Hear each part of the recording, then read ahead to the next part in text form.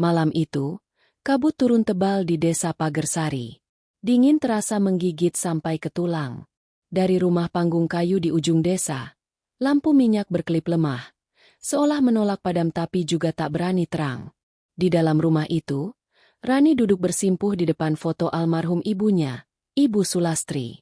Wangi bunga melati dari nisan yang baru dikubur siang tadi masih melekat di bajunya. Suara jangkrik bersahutan, tapi di antara jeda malam, Rani kadang mendengar sesuatu yang lain. Langkah kaki pelan, dari arah dapur. Bukan langkah ayahnya, karena ia tahu betul bunyi sandal jepit yang dipakai Pak Darto. Ini seperti langkah telanjang, menyeret pelan di lantai kayu. Rani menggenggam kalung peninggalan ibunya erat-erat. Ia masih tak percaya. Ibu yang selalu mengajarinya menenun dan menanak nasi kini sudah pergi. Tapi mengapa? Entah mengapa. Setiap kali ia menutup mata, ia seperti mendengar suara lembut ibunya memanggil. Rani, jangan tidur dulu, nak. Ibu belum selesai masak. Ia membuka mata, menatap dapur gelap itu. Dingin semakin pekat. Pak, panggilnya pelan. Tapi tak ada jawaban. Ia bangkit, berjalan perlahan. Lantai berderit di bawah kakinya. Angin malam menyusup lewat celah jendela, membawa aroma daun pisang basah dan bau gosong, seperti sesuatu yang terbakar di tungku. Ketika ia menoleh, tungku dapur benar-benar menyala.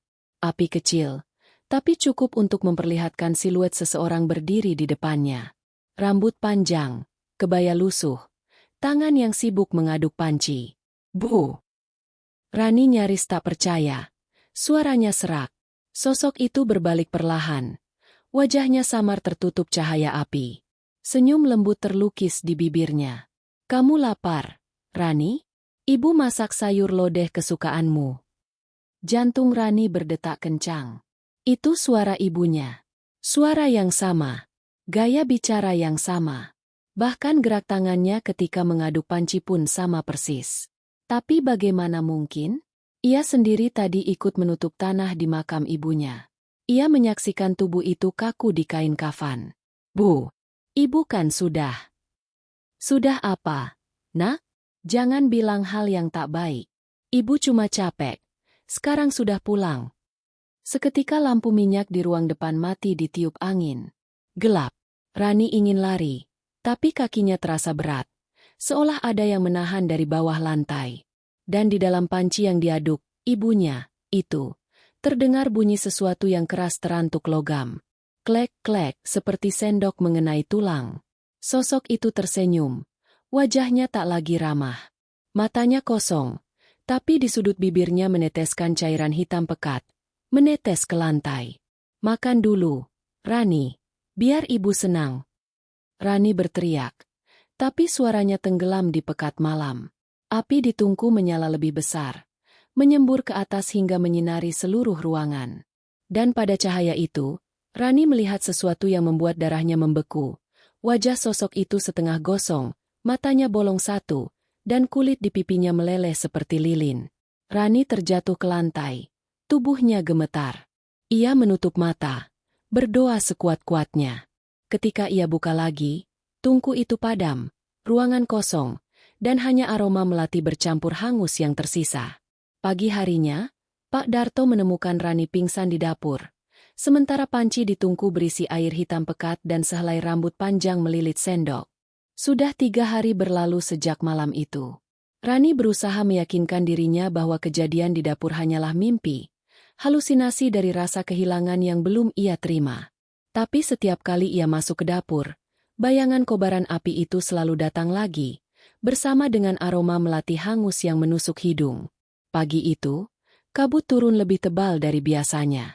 Udara di desa Pagersari seperti menahan napas. Ayahnya, Pak Darto, duduk di bel bambu depan rumah sambil menatap jalan setapak menuju ladang. Rani melihat wajah ayahnya pucat, seperti tak tidur semalam. Pak, panggil Rani pelan. Kenapa nggak ke ladang? Pak Darto menoleh lambat. Matanya sembab, suaranya berat. Semalam, ayah dengar pintu belakang dibuka. Ada yang masuk. Waktu ayah lihat, cuma bayangan perempuan pakai kebaya ibu kamu. Rani membeku di tempat. Dadanya berdebar. Pak, jangan bercanda. Ayah nggak bercanda. Rani. Bahkan dia manggil ayah. Suaranya persis ibumu. Rani menelan ludah. Ia tahu ayahnya bukan tipe orang yang mudah percaya hal aneh. Tapi kini, sorot matanya penuh ketakutan dan rindu bercampur jadi satu. Dia bilang lapar. Rani. Terus nyuruh ayahnya lain tungku. Waktu ayah lihat ke dapur, nggak ada siapa-siapa. Tapi panci di atas kompor udah ngebul. Baunya kayak sayur lodeh. Rani merasa perutnya mual. Sayur lodeh. Lagi. Sama seperti malam pertama saat sosok itu muncul. Hari itu berjalan lambat. Tak ada ayam berkokok. Angin pun seperti enggan lewat di halaman rumah mereka. Rani mencoba menenangkan diri dengan membersihkan kamar ibunya. Di dalam lemari, ia menemukan sesuatu yang membuatnya merinding. Kebaya putih yang hangus di ujung lengan, dan basah di bagian dada, seolah baru dipakai seseorang. Ia memanggil ayahnya. Tapi suara yang menjawab bukanlah Pak Darto. Jangan usik barang ibu. Rani biar tetap di situ saja. Suara itu datang dari belakang. Lembut, akrab, dan menenangkan.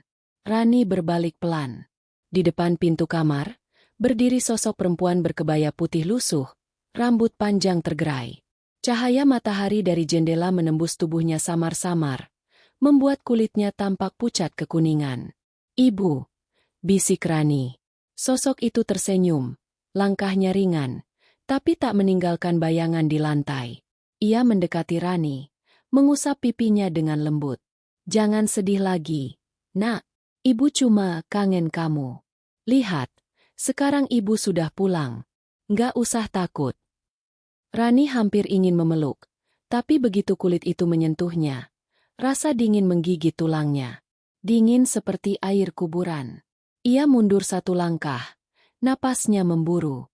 Bu, tapi, ibu sudah meninggal. Jangan bilang gitu. Ibu cuma tidur lama. Tuhan kasih ibu kesempatan pulang. Untuk jaga kamu dan ayah. Dari luar, terdengar langkah Pak Darto tergesa. Begitu masuk kamar dan melihat sosok itu, matanya membulat, lalu menangis. Lastri, kamu beneran pulang? Iya, Mas jangan nangis. Aku rindu kalian. Pak Darto langsung memeluknya. Rani menahan napas. Tubuh ibunya itu tak padat. Tapi ayahnya tampak merasakan kehangatan seolah benar-benar memeluk seseorang. Mereka berdua menangis lama. Rani hanya berdiri di sudut, menyaksikan dengan campur aduk. Bahagia, takut, bingung. Malamnya, mereka bertiga makan bersama. Ibu yang baru pulang, itu duduk di kursi biasa, menyendok nasi, tersenyum seperti dulu. Tapi ada yang ganjil. Setiap kali ia mengangkat sendok, nasi itu tak pernah benar-benar menyentuh bibirnya, hilang di udara sebelum sampai ke mulut. Rani menatap diam-diam, tapi ayahnya tampak tak sadar. Ia terus bercerita, tertawa kecil, seperti keluarganya kembali utuh. Setelah makan, ibu berkata pelan, nanti malam, jangan lupa tutup semua jendela. Angin malam bawa roh-roh yang iri. Mereka ingin menggantikan tempat ibu. Rani mengangguk, tapi dalam hatinya ia semakin takut.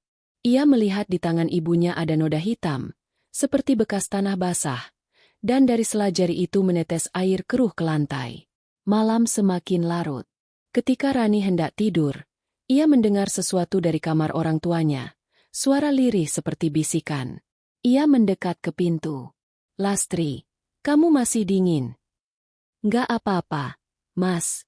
Nanti juga hangat kalau kamu peluk erat. Rani menutup mulutnya, menahan teriak. Suara itu jelas suara ibunya.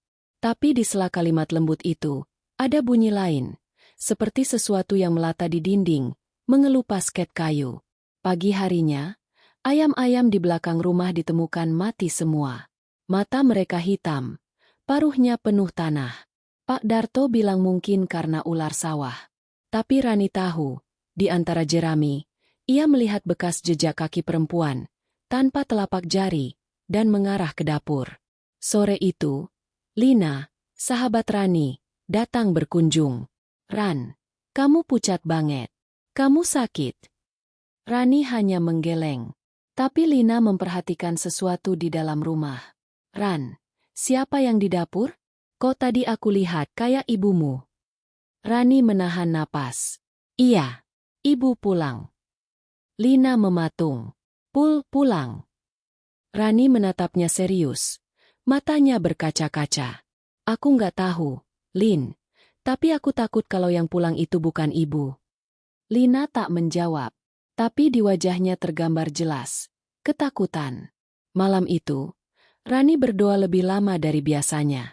Tapi sebelum ia sempat memejamkan mata, suara itu datang lagi, dari arah ruang tamu. Rani, sini. Nak, ibu mau sisirin rambutmu. Langkah pelan, derit lantai, aroma melati dan tanah basah. Dan kali ini, ia tahu, ibu yang pulang bukanlah ibu yang sama. Sudah seminggu berlalu sejak ibu kembali. Desa Pagersari mulai membicarakan hal itu dengan nada berbisik. Orang-orang yang lewat depan rumah Rani sering berhenti sebentar, seolah ingin memastikan kabar yang mereka dengar benar, bahwa Ibu Sulastri yang sudah dikubur seminggu lalu, kini kembali menanak nasi seperti biasa. Namun tak ada yang berani menegur langsung. Karena setiap kali sore menjelang, kabut turun lebih cepat dari biasanya, dan di sekitar rumah Rani, anjing-anjing selalu menggonggong panjang sambil menunduk, ekor diapit di antara kaki. Rani mulai kehilangan tidur.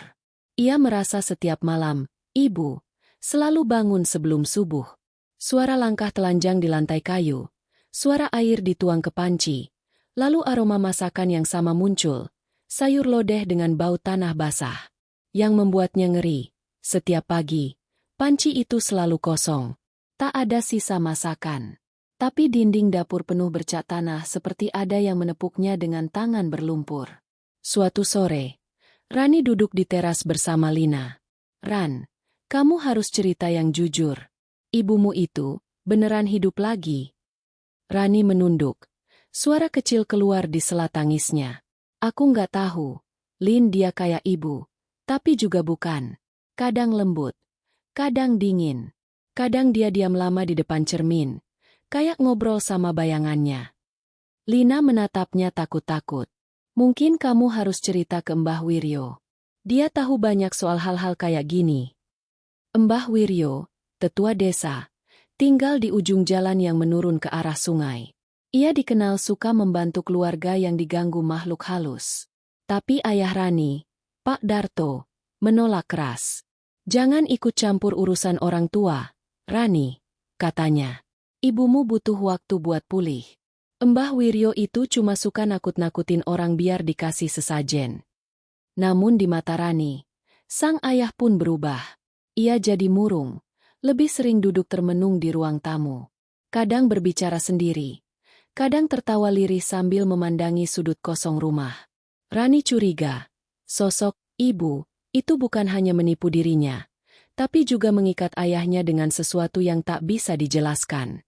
Malam itu, Rani memutuskan untuk mengintai. Ia pura-pura tidur lebih awal. Lampu kamar dimatikan. Tapi di balik kelambu, ia menunggu dengan jantung berdebar. Menjelang tengah malam, suara itu datang lagi. Langkah pelan, derit kayu, lalu bunyi panci digeser di dapur. Rani bangkit perlahan, membuka pintu kamarnya tanpa suara. Dari celah, ia melihat cahaya remang dari dapur. Ada sosok perempuan duduk di lantai, membelakangi arah Rani. Rambut panjangnya terurai sampai menyentuh tanah. Bahunya bergerak perlahan, seperti sedang mencuci sesuatu di ember. Rani mendekat beberapa langkah. Napasnya tertahan. Ia ingin melihat wajah itu lebih jelas. Tapi begitu ia melangkah satu ubin lagi, sosok itu berhenti bergerak. Sini. Lalu, dengan gerakan yang lambat, sangat lambat, sosok itu menoleh setengah. Wajahnya terlihat sebagian, basah kuyup, dan di matanya tidak ada bola mata, hanya rongga gelap mengilap. Rani. Bu. Kenapa kamu belum tidur? Rani mundur. Tapi di saat yang sama, dari arah ember terdengar bunyi plup-plup, seperti sesuatu dijatuhkan dari tangan. Rani menatap ke sana, dan darahnya berhenti mengalir. Dalam ember itu, bukan air yang dibasuh, melainkan segumpal daging pucat dan 2 kepala ayam tanpa bulu. Di atasnya, jari-jari ibu mencelup-celupkannya sambil berbisik pelan, entah dalam bahasa apa. Rani ingin menjerit, tapi lidahnya keluh. Rani, jangan takut. Ibu lagi nyiapin makan buat kamu dan ayah. Supaya kita nggak diambil. Diambil siapa, Bu? Mereka yang iri karena ibu bisa pulang. Mereka yang di bawah tanah. Seketika api di tungku menyala sendiri. Nyala kecil itu menari, membentuk bayangan di dinding. Dalam bayangan itu, Rani melihat ada 2 sosok hitam merayap di langit-langit, menggantung seperti kelelawar, menatap ke bawah. Suara napas berat terdengar dari segala arah. Rani lari ke kamarnya, membanting pintu dan menutup telinga. Tapi suara itu tetap terdengar. Rani, ibu sayang kamu. Jangan jauhi ibu. Ia menjerit pelan, memeluk bantalnya erat-erat sampai subuh. Keesokan paginya, Pak Darto memanggil Rani ke halaman. Rani, kamu lihat ibumu semalam? Rani mengguncang kepala, pura-pura tidak tahu. Pak Darto menatap tanah dengan pandangan kosong. Aneh. Subuh tadi ayah lihat jejak kaki ibu keluar rumah, tapi berhenti di tengah kebun.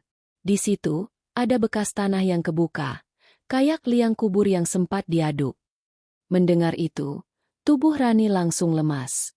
Ia tahu makam ibunya memang berada di ujung kebun, dekat pohon jati. Sore harinya, diam-diam ia ke sana. Kabut menggantung, udara dingin lembab. Di atas gundukan tanah makam itu, benar saja, ada bekas jari, panjang, dalam, seperti seseorang menggali dari dalam.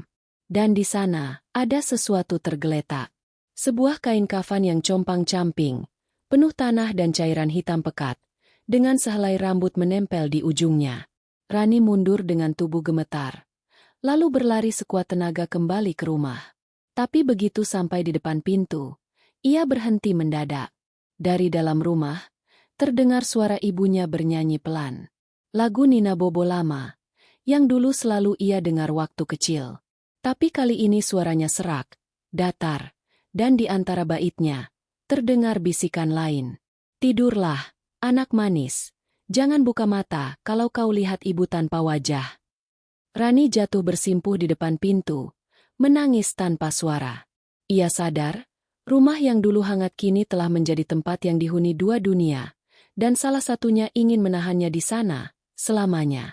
Sejak menemukan kain kafan itu di makam, Rani tidak bisa lagi tidur dengan tenang. Setiap kali ia memejamkan mata, wajah ibunya yang setengah meleleh muncul di kegelapan. Senyumnya yang dulu hangat kini tampak seperti topeng yang menutupi kehampaan. Rumah itu semakin sunyi, semakin dingin, dan bahkan ayam jantan pun sudah berhenti berkokok setiap pagi. Hari keempat setelah kejadian di kebun, Rani memutuskan untuk melakukan sesuatu yang selama ini dilarang ayahnya, menemui Mbah Wiryo. Ia berangkat pagi-pagi, membawa bekal nasi dan segenggam bunga melati. Jalan menuju rumah Mbah Wiryo menurun ke arah sungai, melewati deretan pohon beringin tua yang tampak seperti penjaga dunia lain. Embun masih menggantung di daun bambu ketika ia mengetuk pintu rumah bambu itu. Assalamualaikum, Mbah. Tak ada jawaban. Tapi tiba-tiba, pintu terbuka perlahan sendiri. Dari dalam, keluar bau dupa yang menyengat dan suara genta kecil berdenting pelan. Rani melangkah masuk, menahan napas. Di dalam, Mbah Wiryo sedang duduk bersila di depan meja kayu, matanya terpejam. Dari tadi Mbah sudah tahu kamu akan datang, Enduk. Katanya tanpa membuka mata. Kau datang bukan untuk minta obat, tapi untuk minta penjelasan tentang siapa yang sekarang tinggal di rumahmu. Rani tercekat. Mbah, itu ibu saya. Tapi, bukan ibu saya juga. Dia terlihat sama, suaranya sama. Tapi saya tahu, sesuatu di dalam dirinya salah. Mbah Wiryo membuka mata pelan. Mata tua itu redup tapi tajam. Roh manusia, Enduk, tak bisa kembali sesuka hati. Kalau arwah pulang, hanya 2 alasan, dipanggil, atau belum tenang. Tapi dari caramu bicara, Yang datang ke rumahmu bukan arwah ibumu. Itu penjemput. Penjemput.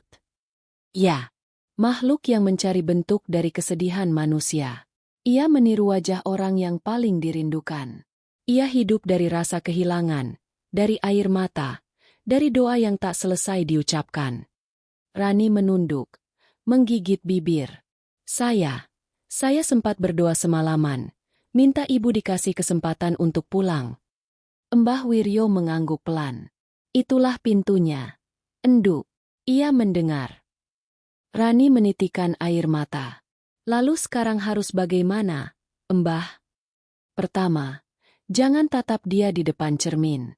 Penjemput membentuk diri lewat pantulan. Jika kamu menatapnya lebih dari 3 kali, bayanganmu akan ikut masuk dan tak bisa kembali. Rani menelan ludah. Ia ingat ibunya yang sering berdiri di depan cermin kamar, menatap pantulannya lama sekali, seperti sedang berbicara pada sesuatu di balik kaca. Dan kedua, lanjut Mbah Wiryo, jangan makan apapun yang dia buat. Makanan itu bukan untuk manusia. Itu penawar untuk memperkuat wujudnya di dunia. Rani mengangguk cepat. Ia ingin segera pulang. Tapi Mbah Wiryo menahan tangannya. Bawa ini, katanya sambil menyerahkan sebuah cermin kecil berbingkai kayu jati dan sehelai benang merah. Kalau dia datang malam ini, letakkan cermin ini di depan wajahnya. Tapi hati-hati, Enduk, kalau kau ragu, dia akan tahu, dan sebelum kau sempat membaca doa, kau akan dibawanya masuk ke pantulan. Sore menjelang malam, langit desa Pagersari merah tua seperti luka terbuka. Rani kembali ke rumah, mendapati ayahnya duduk diam di ruang tamu, menatap kosong ke arah dinding. Pak! Pak Darto tak menjawab. Di depannya, ada piring berisi sayur lodeh. Uapnya naik pelan, tapi baunya anyir, seperti darah. Ibu kemana, Pak? Di kamar. Katanya lagi nyisir rambut. Rani menatap ke arah pintu kamar. Dari celahnya, terlihat cermin besar menggantung di dinding. Cermin warisan keluarga yang dulu selalu membuatnya bangga karena bingkainya ukiran tangan ayahnya sendiri. Tapi sekarang, setiap kali ia menatap ke arah cermin itu, udara terasa menekan dadanya. Ia melangkah pelan ke kamar, membawa cermin kecil pemberian Mbah Wiryo di dalam saku. Di dalam kamar, sosok ibu sedang duduk di depan cermin besar, menyisir rambutnya pelan dengan sisir kayu yang sudah retak. Rambut itu panjang, hitam, tapi di ujungnya tampak basah, seperti dicelup ke air kotor. Rani, sini. Ibu mau sisirin rambutmu juga. Rani diam di pintu. Bu, ibu lagi ngapain di depan cermin? Ibu kangen wajah ibu sendiri. Lama nggak lihat. Waktu di sana, cermin cuma gelap. Nada suaranya aneh. Bukan lembut seperti biasanya, tapi dalam, seperti gema dari sumur. Bu, boleh aku lihat sebentar? Lihat aja. Nak, sini dekat. Rani melangkah perlahan. Ia berdiri di belakang ibunya, menatap pantulan di cermin besar itu. Tapi yang ia lihat membuat darahnya membeku. Di pantulan, ibunya tak punya wajah. Yang ada hanyalah kulit putih licin seperti lilin, tanpa mata, tanpa hidung, hanya senyum yang terlukis panjang dari satu pipi ke pipi lain. Rani terkejut, hampir berteriak. Tapi ia cepat-cepat mengeluarkan cermin kecil dari saku dan mengangkatnya. Bismillahirrahmanirrahim. Begitu pantulan, ibu itu melihat bayangan dirinya sendiri di cermin kecil. Suara tinggi melengking menggema di seluruh rumah. Cermin besar retak dari tengah ke ujung. Kaca-kacanya berjatuhan ke lantai. Sosok itu menoleh cepat. Matanya muncul mendadak. 2 lubang hitam pekat yang berputar seperti pusaran air. Kau pikir bisa usir ibu? Udara di kamar langsung dingin, lampu padam, dan dari cermin besar yang retak, keluar kabut hitam tebal menggulung ke arah Rani. Ia berlari keluar kamar, tapi suara itu mengikuti dari belakang. Kau panggil aku. Rani, sekarang kau usir aku? Aku datang karena kamu. Rani hampir tersandung di ruang tamu, jatuh di dekat ayahnya. Tapi ayahnya hanya duduk diam. Matanya kosong, mulutnya bergerak sendiri, berbisik. Lastri, jangan pergi lagi, jangan tinggalkan aku. Cermin kecil di tangan Rani bergetar hebat, lalu pecah dengan sendirinya. Dari retakan kecil itu, keluar semburat asap tipis yang berbau melati busuk. Rani menangis, mengguncang ayahnya. Tapi Pak Darto seperti kehilangan nyawa. Dan di dinding, di tempat cermin besar tadi tergantung, kini tertinggal bekas telapak tangan hitam, menempel di kayu, seperti tanda bahwa sesuatu sudah keluar tapi belum pergi. Malam itu Rani tidak tidur. Di luar, hujan turun deras, memukul genting seperti ribuan tangan mengetuk-ngetuk atap. Setiap kali kilat menyambar, ia melihat pantulan samar di kaca jendela. Sosok perempuan berkebaya putih berdiri di halaman, menatap ke arah rumah dengan wajah tanpa mata. Di kejauhan, gonggongan anjing tiba-tiba berhenti serentak. Dan suara itu datang lagi, pelan, lembut, tapi menusuk ke dalam kepala. Rani, jangan lari dari ibu. Karena kau belum tahu, siapa yang sebenarnya mati di rumah ini. Rani menatap keluar, tubuhnya menggigil. Untuk pertama kalinya, ia mulai ragu. Apakah benar yang mati waktu itu adalah ibunya? Atau justru seseorang lain di dalam keluarga mereka? Pagi berikutnya datang tanpa cahaya. Kabut turun begitu tebal, menutup seluruh desa Pagersari seolah-olah dunia menahan napas. Rani tidak tidur semalam suntuk. Matanya sembab, tubuhnya lemah, dan suara-suara dari luar jendela masih terngiang. Panggilan lembut yang meniru suara ibunya, berulang-ulang, dengan nada yang semakin memaksa. Ia tahu, kalau malam ini ia tetap tinggal di rumah itu tanpa berbuat apa-apa, maka tidak akan ada lagi pagi untuknya. Ia harus mencari tahu, bukan hanya siapa sosok itu, tapi apa yang sebenarnya terjadi pada ibunya di malam kematian itu. Lina datang pagi-pagi. Wajahnya tegang tapi tekadnya jelas. Ran, aku ikut kamu ke makam. Aku nggak akan biarkan kamu sendirian. Rani mengangguk. Mereka membawa 2 senter dan seikat bunga melati. Tapi sebelum berangkat, Rani kembali masuk ke kamar ibunya. Di sana, udara dingin menggigit.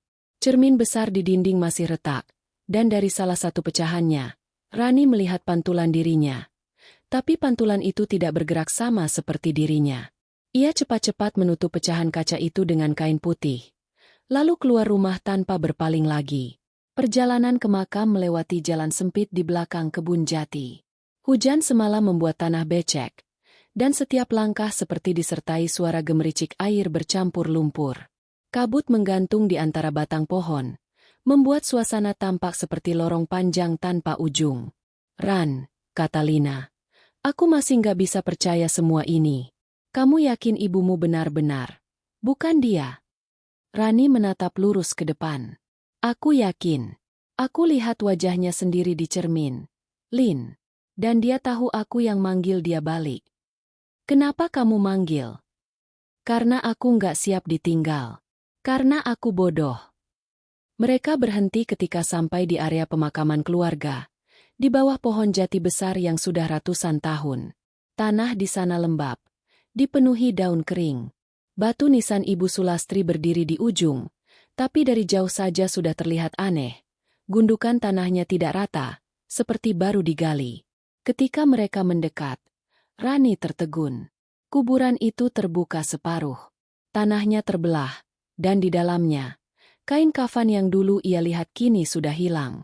Hanya tersisa lubang gelap yang beraroma anyir, bercampur melati busuk.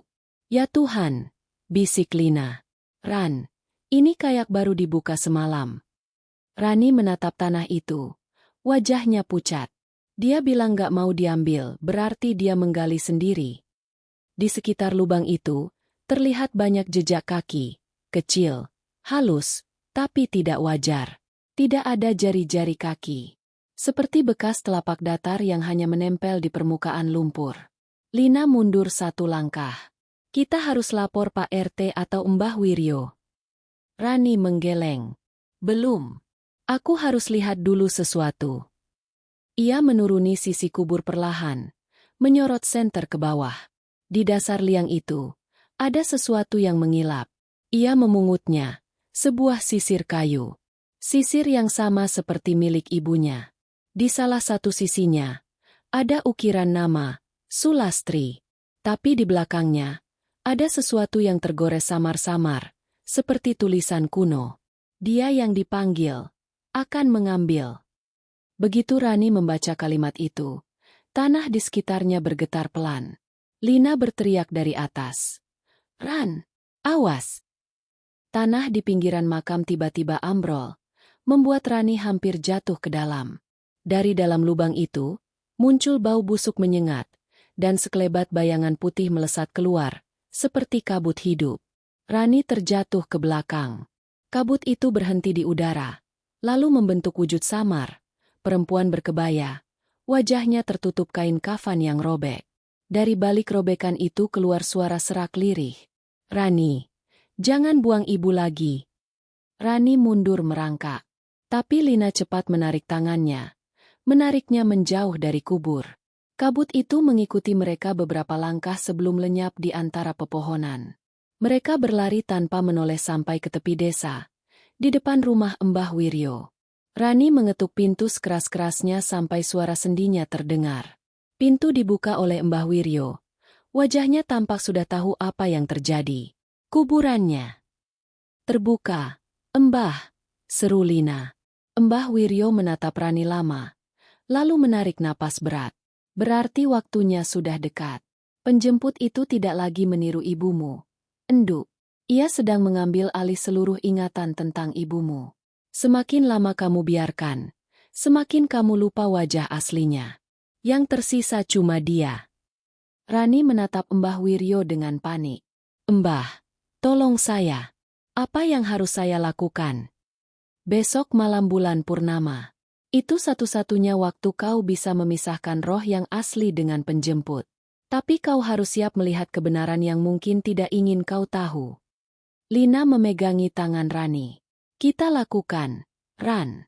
Aku ikut kamu." Mbah Wiryo berdiri perlahan, mengambil sebuah kendi dari atas rak bambu dan menyerahkannya. "Ini air dari sumur tua di belakang masjid. Diambil sebelum ayam pertama berkokok. Gunakan untuk menandai perbatasan rumahmu. Jangan biarkan makhluk itu keluar, dan jangan biarkan siapapun masuk setelah matahari terbenam." Rani menerima kendi itu dengan tangan gemetar. "Mbah, kalau ternyata bukan ibu yang mati waktu itu, siapa?" Mbah Wiryo memejamkan mata sejenak, lalu berkata pelan, "Ada hal yang lebih gelap dari kematian, Enduk. Kadang manusia menukar jiwanya sendiri tanpa sadar. Dan mungkin, yang kamu panggil pulang bukanlah roh ibu, tapi roh yang dulu dikorbankan agar dia tetap hidup." Kalimat itu menusuk lebih dalam dari apapun yang pernah Rani dengar. Ia terdiam, hanya menatap tanah basah di depan rumah Mbah Wiryo. Sore itu, mereka bertiga berjalan pulang membawa kendi air dan seikat daun sirih. Udara desa terasa berbeda, lebih sunyi, seolah semua suara disedot keluar. Setiap rumah menutup pintu lebih cepat, karena kabar tentang orang mati yang hidup kembali sudah tersebar kemana-mana. Sampai di rumah, Rani menaburkan air dari kendi di sekeliling bangunan. Bau tanah basah bercampur dupa samar. Di dalam rumah, ayahnya masih duduk di kursi, matanya menatap kosong, dan di meja depan sudah tersaji 3 piring nasi. "Ibu sudah siapin makan, Rani," katanya tanpa ekspresi. "Katanya malam ini kita makan bertiga lagi." Rani menatap piring-piring itu. Masing-masing berisi sayur lodeh yang uapnya bergerak melawan arah angin. Lina mencengkeram tangan Rani erat-erat. "Ran, jangan sentuh apapun." Tapi sebelum sempat menjawab, dari dapur terdengar suara langkah, pelan, berirama, dan suara sendok mengaduk panci. "Nak, ayo makan. Ibu masak khusus buat kamu." Rani menoleh. Sosok itu sudah berdiri di ambang pintu dapur. Senyum samar di wajahnya, mata kosong seperti 2 lubang ke kegelapan. "Kau datang ke makam ibu, ya, Rani?" katanya lembut. "Ibu senang.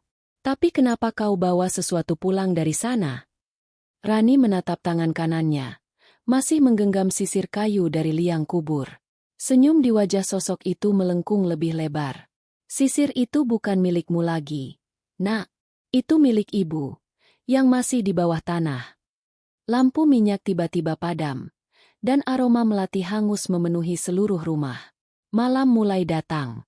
Dan Rani tahu, pada malam purnama nanti, ia harus memutuskan, memanggil ibunya pulang untuk terakhir kali, atau mengurung makhluk itu di rumah selamanya.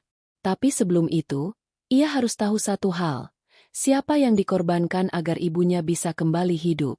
Langit malam di atas desa Pagersari tampak seperti luka hitam yang terbuka. Bulan purnama naik perlahan di balik kabut tipis, cahayanya pucat, bergetar di udara dingin. Semua rumah menutup pintu lebih awal malam itu, karena kabar tentang makam yang terbuka sendiri sudah menyebar.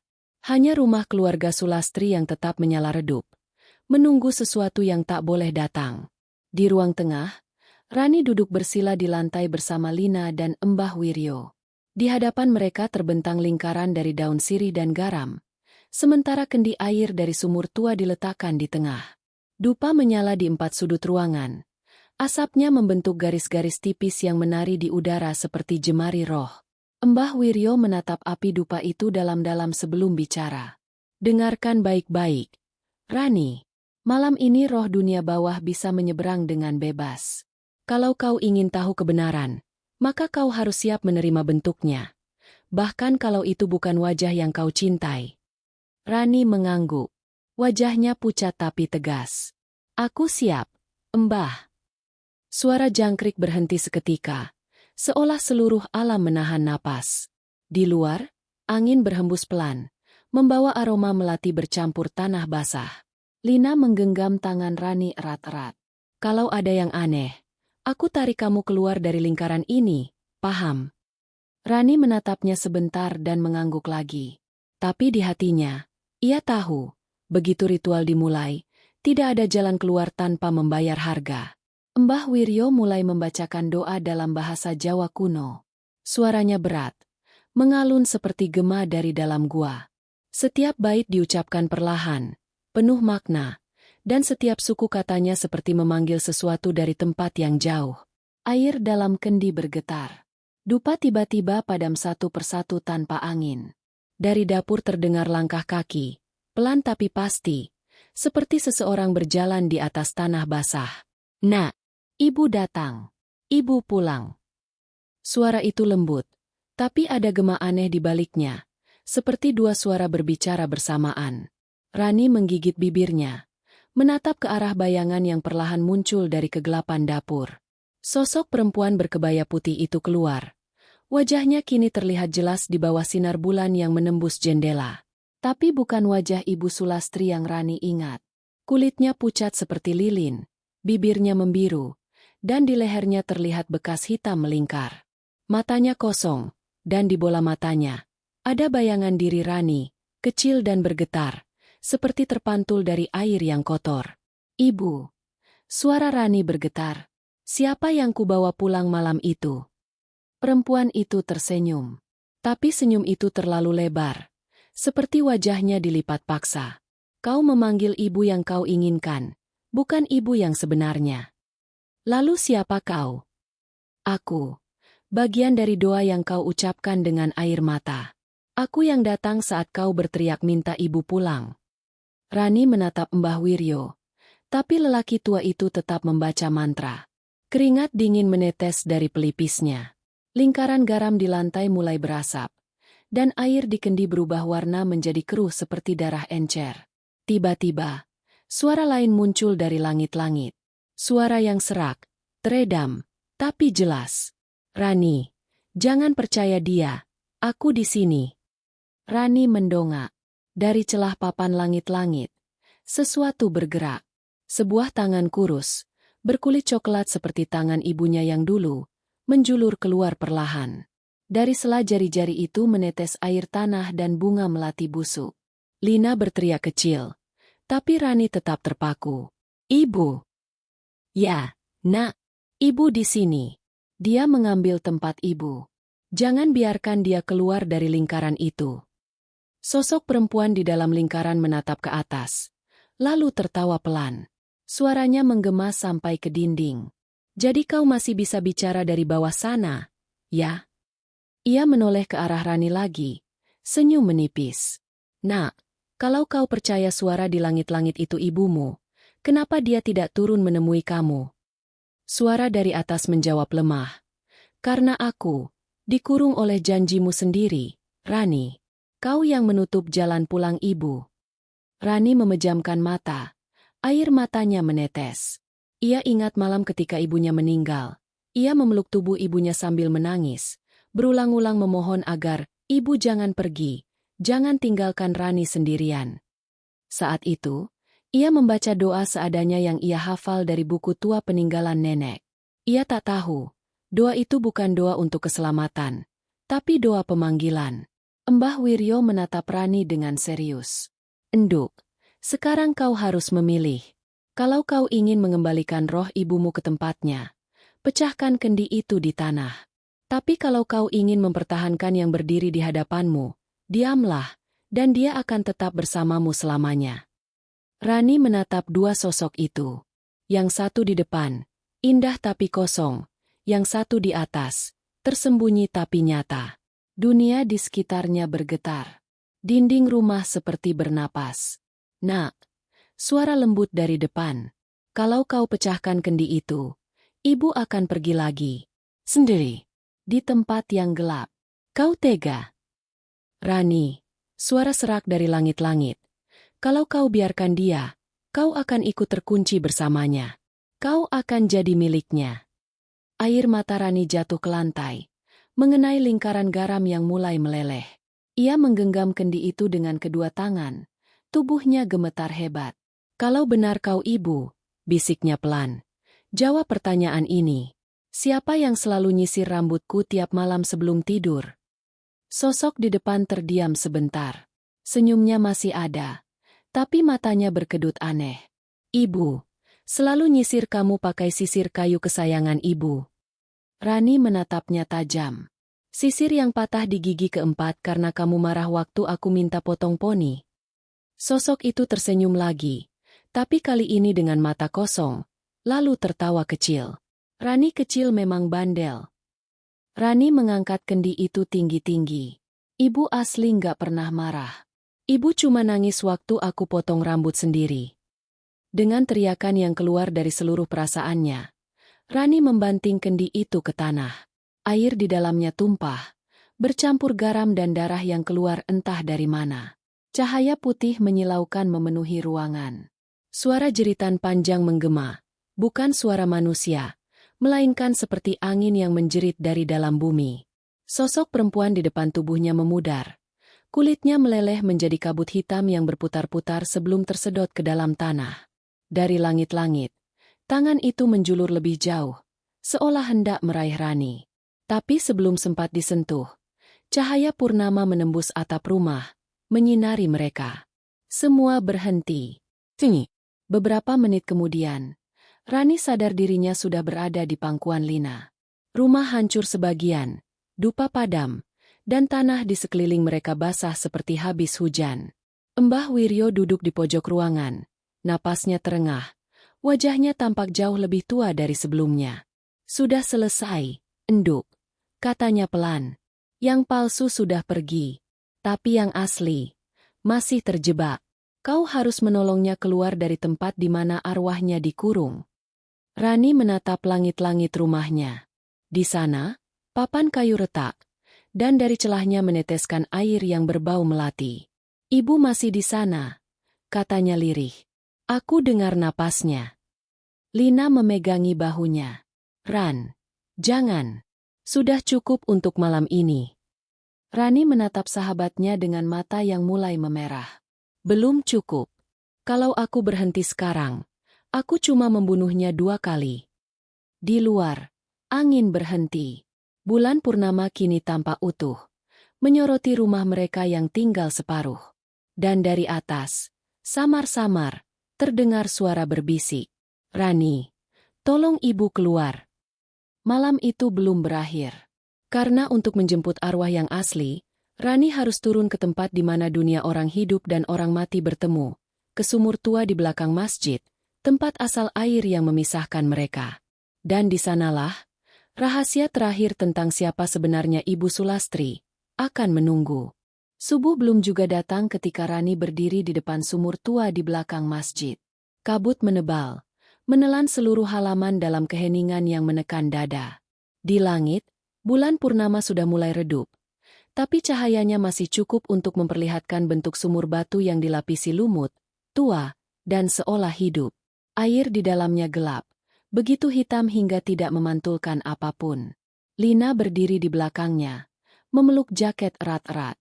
"Ran, kita bisa nunggu pagi," Mbah Wiryo bilang.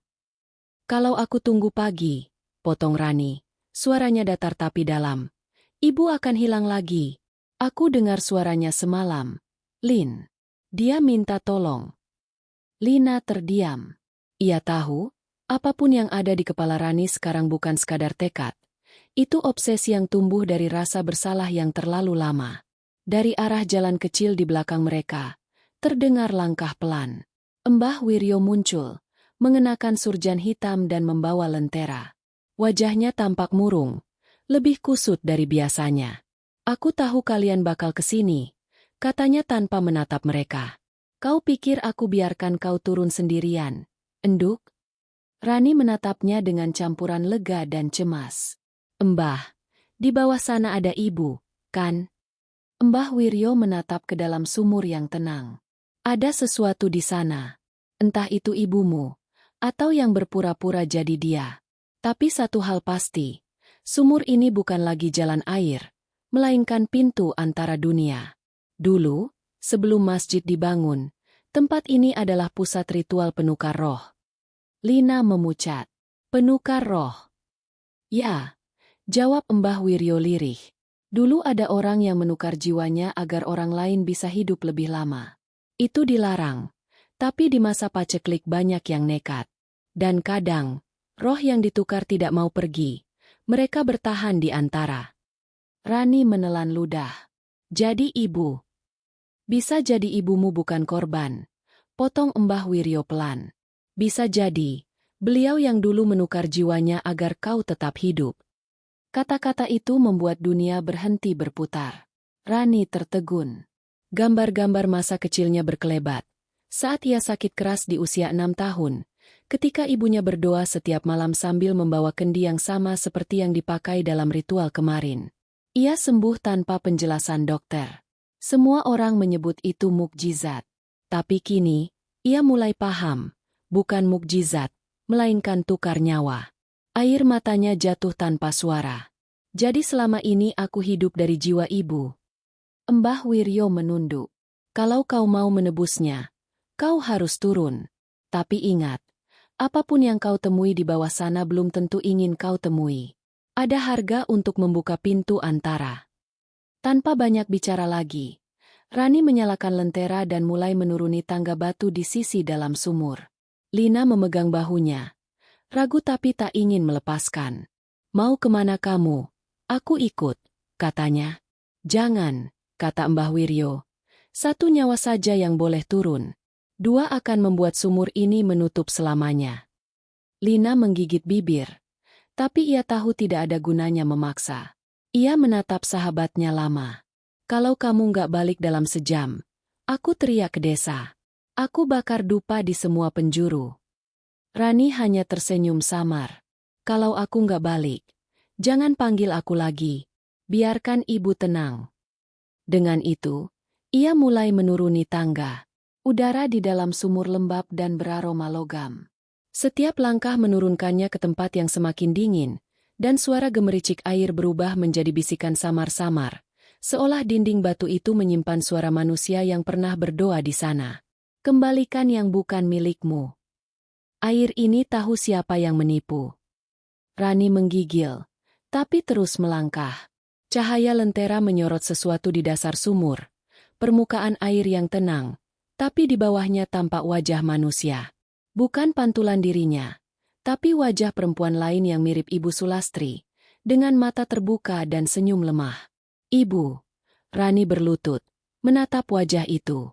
"Ibu bisa dengar aku." Wajah itu bergerak. Bibirnya terbuka sedikit, dan suara lembut bergema di sekeliling. "Rani, akhirnya kau datang. Aku mau bawa ibu pulang." "Pulang?" Suaranya bergetar, seperti keluar dari dasar air. Anakku, aku sudah bukan lagi bagian dari dunia itu. Tapi ada sesuatu yang masih tertinggal di tubuhmu. Rani mengerutkan kening. Apa maksud ibu? Separuh jiwaku ada di dalam kamu. Itulah sebabnya makhluk itu bisa datang dengan wajah ibu. Karena kamu sendiri masih menyimpan panggilan untuknya.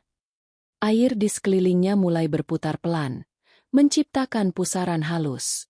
Cahaya lentera menari di dinding batu, dan di antara kilatan itu, muncul bayangan hitam, bentuk samar dengan rambut panjang terurai, merayap dari bawah air. Kau mau mengembalikan separuh jiwanya? Tanya suara itu, parau tapi menggoda. Atau kau mau menyatu dengannya selamanya? Rani menatap bayangan itu. Aku cuma mau ibu bebas. Maka kau harus memberi pengganti. Dunia tak menerima jiwa tanpa keseimbangan. Dari atas, samar-samar terdengar suara Lina memanggil. Ran, kamu nggak apa-apa. Tapi suaranya seperti terpantul dari jauh. Bayangan di air semakin jelas. Sekarang tampak tubuh perempuan itu seluruhnya. Kulitnya mengelupas seperti lapisan lilin meleleh.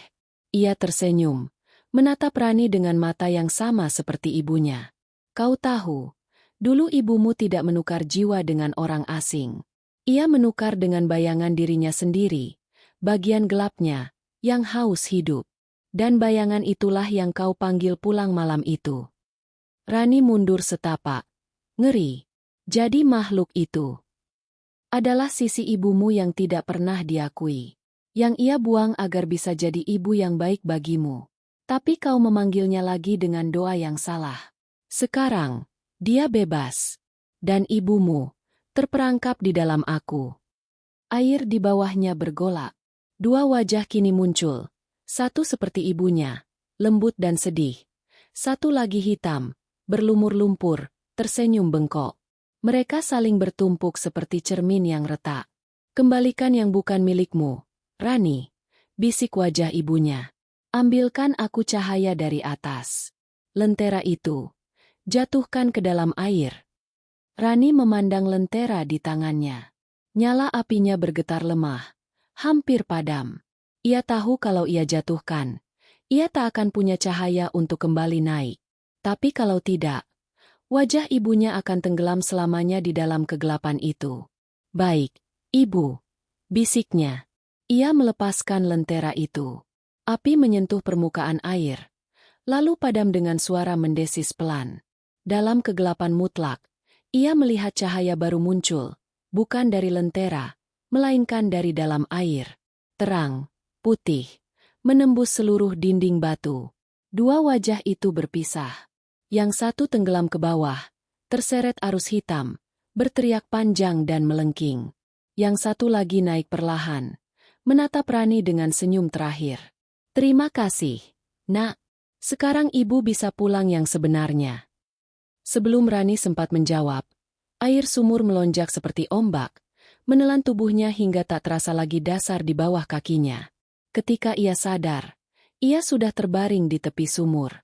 Lina menangis di sebelahnya, sementara Mbah Wiryo menutup bibir sumur dengan kain putih dan mengikatnya dengan tali janur. Dia keluar lewat air. Enduk, kata Mbah lirih. Tapi bukan roh yang palsu. Yang tadi keluar. Wajah ibumu yang asli. Rani duduk perlahan. Di tangannya, sesuatu berkilau. Sisir kayu yang dulu ia ambil dari kuburan. Tapi kini sisir itu bersih. Tak ada ukiran aneh.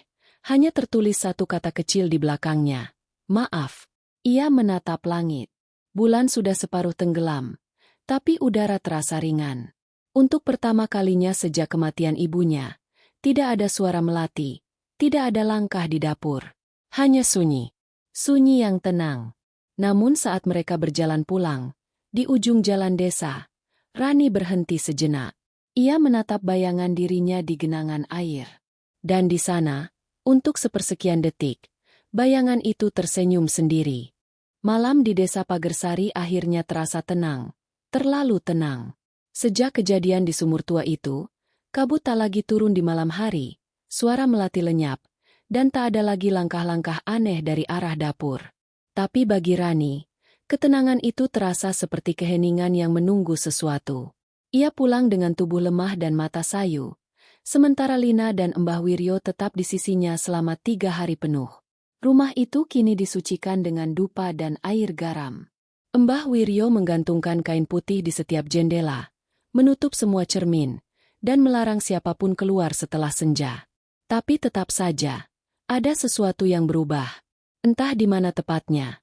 Tapi Rani bisa merasakannya setiap kali ia melangkah.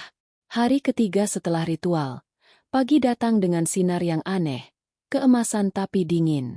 Rani duduk di serambi rumah, menatap halaman yang basah oleh embun. Ia menatap sisir kayu peninggalan ibunya yang kini selalu ia bawa di saku. Ukirannya sudah bersih, hanya tersisa tulisan maaf. Sisir itu terasa hangat di tangan, seolah memiliki denyut jantung sendiri. Masih belum bisa tidur, enduk? Suara Mbah Wiryo terdengar pelan dari balik pintu.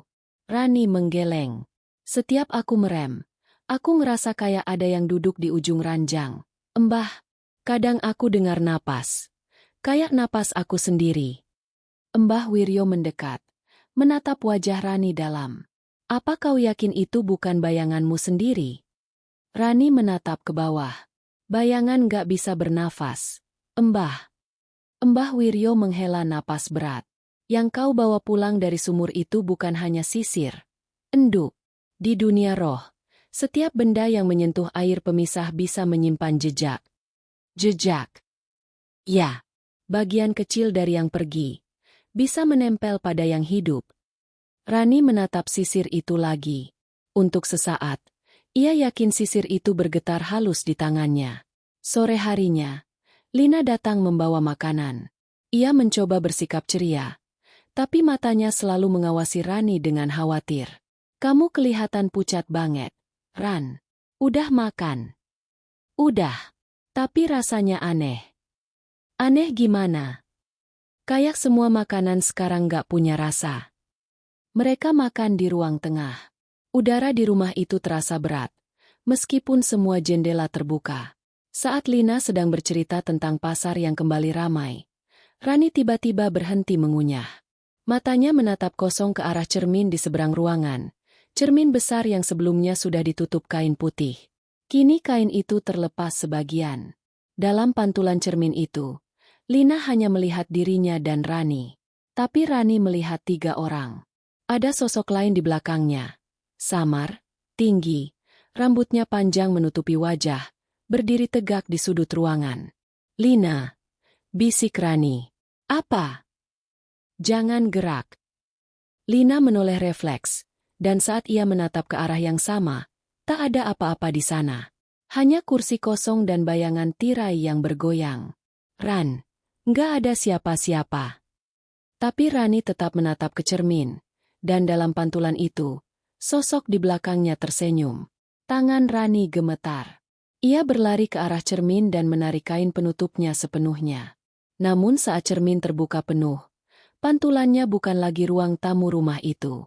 Yang terlihat adalah sumur tua di bawah masjid. Airnya beriak pelan, dan dari dalamnya muncul bayangan hitam yang berbisik. Kau menukar cahaya dengan air, dan air tidak pernah melepas yang sudah disentuhnya. Lina menjerit kecil, sementara Mbah Wiryo datang tergesa dari belakang. Begitu ia melihat cermin itu, ia langsung menepuk pundak Rani keras. Tutup. Sekarang juga. Rani menutup cermin itu lagi dengan kain, tapi sebelum kain menutupi seluruhnya, sesuatu seperti tangan tipis tampak mencoba keluar dari permukaan kaca. Malamnya, Mbah Wiryo menyalakan dupa di setiap sudut rumah. Kau harus dengar baik-baik, Rani, katanya serius. Apapun yang keluar dari sumur itu, sudah menempel padamu. Tapi sekarang dia tidak bisa masuk sepenuhnya. Dia butuh cerminan untuk menampakkan diri. Berarti, kalau semua cermin aku buang, dia nggak bisa muncul lagi. Tidak sesederhana itu. Bayangan tidak butuh kaca. Dia butuh pengakuan. Begitu kau percaya dia nyata, dia akan jadi nyata. Rani terdiam.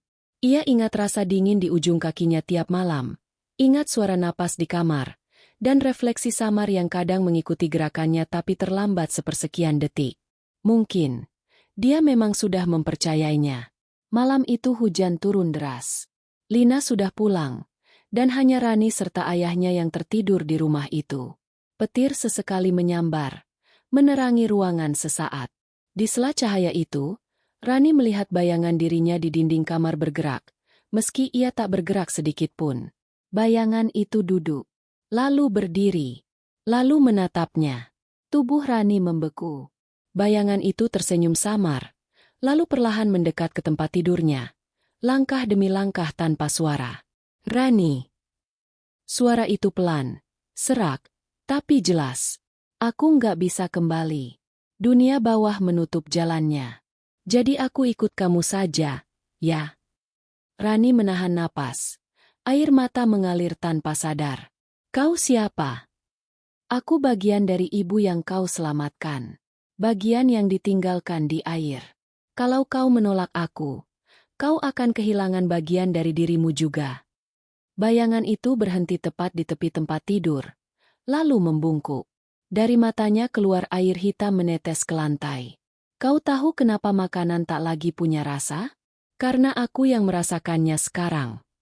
Rani berteriak, tapi suaranya lenyap di tengah guntur. Ayahnya yang tidur di kamar sebelah tidak terbangun sama sekali.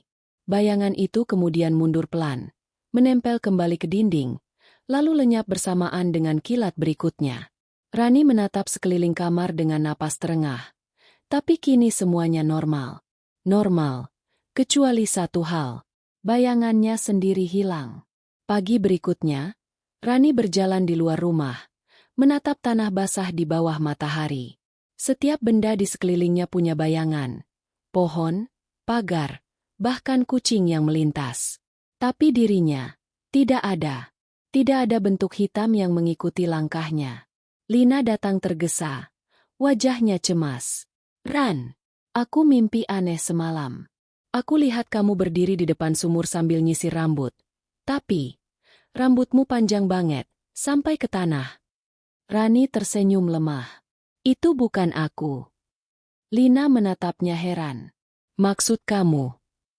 Rani menatap saku bajunya, tempat sisir kayu itu disimpan. Kini sisir itu patah menjadi dua bagian. Salah satunya hangus seperti terbakar. Aku rasa, sesuatu udah ganti tempat. Malamnya, Rani kembali ke kamar, menatap jendela yang memantulkan bayangan samar dirinya. Ia mencoba mengangkat tangan. Bayangan itu mengikuti. Kali ini tepat, serentak, sempurna. Tapi di bibir bayangan itu ada senyum kecil yang tidak ia buat. Terima kasih, nak. Suara lembut bergema di pikirannya. Sekarang ibu tidak sendirian lagi. Lampu kamar bergetar, dan dalam sekejap, bayangan itu menempel erat ke tubuhnya, menyatu dalam satu kedipan. Rani jatuh ke lantai, tubuhnya kejang, napasnya pendek. Tapi saat ia bangkit lagi, matanya sudah berbeda, lebih gelap, lebih dalam. Ia berjalan pelan ke depan cermin yang masih tertutup kain, lalu membuka kain itu. Dalam pantulannya, ia tersenyum, dan dari sudut cermin, sosok lain ikut tersenyum, dengan senyum yang lebih dulu muncul sebelum dirinya. Keesokan harinya, warga desa menemukan Rani duduk di serambi rumah, menatap halaman kosong dengan tatapan damai. Ia menyapa semua orang yang lewat dengan ramah, bahkan tertawa kecil ketika ditanya kabar. Tapi Lina, yang memperhatikan dari jauh, tahu ada yang berubah. Setiap kali Rani menatap seseorang, bayangannya di tanah tidak bergerak.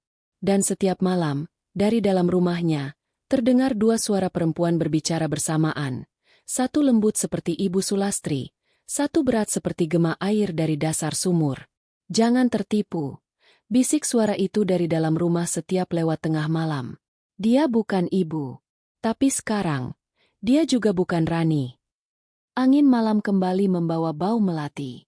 Setelah berminggu-minggu aroma itu hilang dari udara desa Pagersari, kini wanginya menyeruak lagi, lembut, menusuk, dan ganjil. Bagi kebanyakan orang, itu hanyalah tanda bunga di halaman kembali mekar. Tapi bagi Lina, yang masih menyimpan mimpi buruk tentang sumur tua di bawah masjid, Aroma itu berarti satu hal, sesuatu telah bangkit lagi. Sejak hari Rani ditemukan duduk di serambi dengan tatapan kosong, desa menjadi lebih sunyi dari sebelumnya. Ia tidak pernah meninggalkan rumah, tapi juga tak benar-benar tinggal di dalamnya. Anak-anak kecil yang lewat sore hari mengaku melihat Rani di halaman, menyiram bunga, namun tubuhnya tampak tak berbayang meski matahari menyorot tepat di atas kepala. Beberapa warga mulai berbisik, katanya, roh Ibu Sulastri benar-benar telah menetap dalam diri anaknya. Lina mencoba menolak semua gosip itu. Ia menolak mempercayai bahwa sahabat masa kecilnya kini bukan lagi manusia sepenuhnya.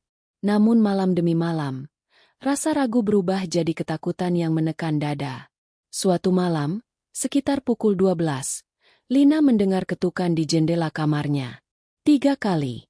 Pelan. Ritmis. Ia terbangun dengan jantung berdetak kencang. Saat membuka tirai, yang ia lihat membuat darahnya membeku. Rani berdiri di luar jendela, basah kuyup seolah baru keluar dari sungai. Rambutnya menempel di wajah, matanya kosong, tapi bibirnya tersenyum lembut. Lina, keluar sebentar. Aku mau ngomong. Suaranya terdengar seperti dua suara yang tumpang tindih. Satu dari tenggorokan manusia, satu lagi seperti gema dari dasar air. Lina tak berani membuka jendela. Rani? Kamu kenapa? Kenapa basah? Aku harus balik ke sumur itu, jawab Rani datar. Ibu manggil. Dia bilang airnya belum tenang. Rani, kamu nggak perlu ke sana lagi. Semuanya udah selesai. Tapi belum. Lin, kau nggak ngerti. Aku bukan cuma anaknya. Aku penutupnya. Kalau aku nggak balik, airnya bakal naik. Semua bakal tenggelam. Lina mundur perlahan. Ketakutan mulai menguasai tubuhnya. Rani, tolong dengar aku. Tapi sebelum sempat menyelesaikan kalimatnya, Rani sudah berbalik dan berjalan pergi. Langkahnya tidak menimbulkan suara sama sekali di tanah basah. Keesokan paginya, Lina datang ke rumah Rani. Pintu terbuka lebar. Meja makan masih tersusun rapi, tapi semua cermin di rumah kini pecah. Kain putih yang dulu digantung oleh Mbah Wiryo kini berserakan di lantai, terbakar di ujungnya. Dan di kamar Rani, di dinding dekat jendela, ada tulisan dari abu hitam. Air butuh tubuh untuk tenang. Mbah Wiryo datang dengan wajah pucat. Dia udah pergi, enduk, ke tempat yang sama waktu pertama kali semuanya dimulai. Sumur itu. Mbah Wiryo mengangguk. Kalau dia sampai ke sana lagi, bukan cuma dia yang hilang. Tanpa berpikir panjang, Lina berlari meninggalkan rumah itu. Kabut sore mulai turun ketika Lina sampai di halaman belakang masjid tua. Rumputnya tinggi, dan suara jangkrik tenggelam di antara desir angin. Di tengah halaman itu, sumur batu tua yang dulu ditutup rapat dengan papan dan rantai kini terbuka. Airnya hitam pekat, beriak pelan meski tak ada angin. Di pinggir sumur, berdiri Rani, mengenakan baju putih panjang yang sobek di ujungnya. Rambutnya lebih panjang dari sebelumnya, menjuntai hampir ke tanah. Ia memegang sisir kayu yang patah, dan menatap ke permukaan air. Rani, teriak Lina. Rani menoleh perlahan. Senyumnya tenang. Kau datang juga. Aku senang. Jangan lakukan ini. Kau bukan ibumu. Rani, kau masih bisa kembali. Rani menatap langit seolah mendengarkan sesuatu. Dia memanggilku. Dengar, Lin, suaranya lembut sekali. Lina melangkah maju. Itu bukan ibu kamu. Itu sesuatu yang pakai suaranya buat bawa kamu pergi. Tapi Rani menggeleng pelan. Kalau aku nggak datang, dia akan datang sendiri. Ke rumahmu, ke desa ini. Matanya menatap Lina dengan sayu, seperti memohon pengertian. Aku harus menutup pintunya dari dalam. Air sumur tiba-tiba bergolak, dan dari dalamnya muncul gelembung besar, diikuti suara lirih seperti nyanyian perempuan. Wangi melati kembali menyeruak, lebih pekat dari sebelumnya. Lina menjerit, mencoba menarik tangan Rani, tapi kulitnya dingin seperti batu. Terima kasih, Lin, bisik Rani. Jaga semua orang. Biar nggak ada yang nyisir di malam hari lagi. Rani melompat ke dalam sumur. Air hitam memercik tinggi, menelan sosoknya seketika. Lina berteriak, namun hanya gema suaranya sendiri yang kembali. Malam itu, hujan turun deras. Air mengalir dari halaman masjid menuju jalan desa, tapi tak pernah melewati batas tertentu, seolah tertahan oleh kekuatan tak terlihat. Pagi harinya, warga menemukan sumur itu tertutup kembali dengan batu besar yang tak bisa digeser siapapun. Dan di atas batu itu, tergeletak sisir kayu yang kini utuh kembali, kering tanpa noda. Di sisi batu, terukir tulisan samar dalam huruf yang tak pernah dikenal warga desa. Air telah tenang. Sejak hari itu, kehidupan di desa Pagersari berangsur normal. Tapi ada hal aneh yang disadari beberapa orang. Setiap sore menjelang maghrib, bayangan masjid di tanah selalu tampak lebih panjang dari seharusnya, seolah ada sosok lain berdiri di ujungnya. Dan kadang, ketika angin berembus dari arah utara, orang-orang bisa mendengar suara perempuan muda bernyanyi lembut dari arah sumur batu. Lina, yang kini menjadi guru di sekolah desa, selalu melarang murid-muridnya bermain di dekat masjid. Ia masih menyimpan sisir kayu yang ditemukan di atas batu itu, disimpan dalam kotak kaca, terkunci rapat. Kadang ia menatap benda itu lama-lama, dan dalam pantulannya di kaca, ia bisa melihat dua wajah Rani. Satu tersenyum hangat, satu lagi menatap dari balik air, seolah belum benar-benar pergi. Suatu malam, saat ia menulis di meja, Lina mendengar bisikan pelan di telinganya. Air sudah tenang, tapi bayangan belum. Lina menatap ke arah jendela. Di luar, bulan purnama bersinar terang. Di halaman, ia melihat sosok perempuan berdiri diam di bawah pohon melati. Wajahnya tak terlihat, tapi rambutnya panjang, tergerai menutupi wajah. Sosok itu menunduk, menyisir rambut dengan lembut. Dan ketika Lina menatap ke bawah, bayangannya sendiri tidak mengikuti gerakannya lagi. Sejak malam itu, Lina tak pernah keluar rumah setelah senja. Orang-orang bilang ia sering bicara sendiri, menatap ke cermin, dan kadang tertawa lirih seolah mendengarkan seseorang dari balik air. Rumahnya menjadi sepi, tapi setiap kali angin bertiup lewat halaman, wangi melati selalu muncul, bersama suara lirih yang berkata, "Jangan tertipu, dia bukan ibu, tapi setiap anak selalu membawa bagian dari ibunya."